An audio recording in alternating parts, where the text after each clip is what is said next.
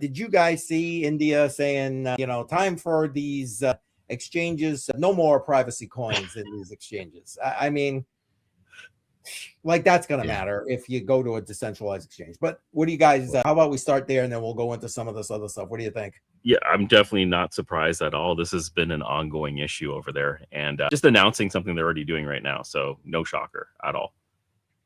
Damn. Yeah, I would say it's like the Lord of the Rings meme. You have no power here. Yeah, that's Like right. it's the same type of a thing. It kind of reminded me of like if for anyone who's been in the crypto space for a very long time, there was always the Bitcoin mining ban in China. In China. And then finally they sort of did it, and then the hash rate materialized elsewhere and everything was fine. And then same thing of like, oh, getting delisted, it's a big problem. And then every crypto that's any good, at least, kept on getting delisted everywhere. And then eventually it just didn't make a dent. And then like the big one was like the Binance delisting, where Binance delisted Monero. And you think if you're off Binance, you're cooked. Oh, right. But then they price dumped pretty hard. And then it got back. And then Firo, which is a very much smaller cryptocurrency, also got dumped by Binance not too long after. Dumped, but then back up. And it's like recovered. Yeah.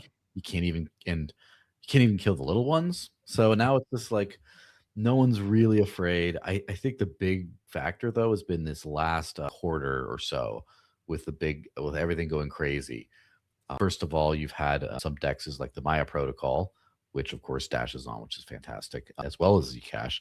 And then Near Intense added Zcash. And so you had a ton of easy access there.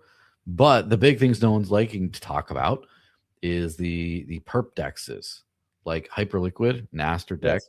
Yeah. They, at least Hyperliquid has perpetuals for Zcash, Dash, and Monero now. And I think Zcash was one of the first ones of the just during that big pump. But like in middle of December, Monero gets on, the price starts going nuts, and like I think that they're starting to do volume that's bigger than a lot of centralized exchanges. I think that Hyperliquid perpetuals, I heard someone say, does more volume now than OKX perpetuals.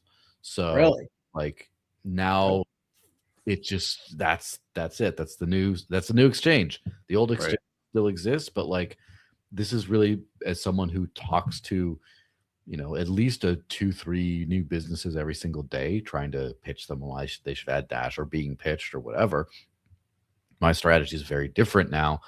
I don't really care about any centralized exchanges for the most part. It's only like partially because Dash is in a lot of them already, but also it has to be strategic. Like, what can I get as a result of this? And like, if I get on Gemini, can I get a bit license? Those kinds of things, big strategic pieces. But other than that, I just don't care. Like, it's a lot of work. They always want like market makers or integration fees, or something like that, and then they can just delist you for no reason and not tell you why.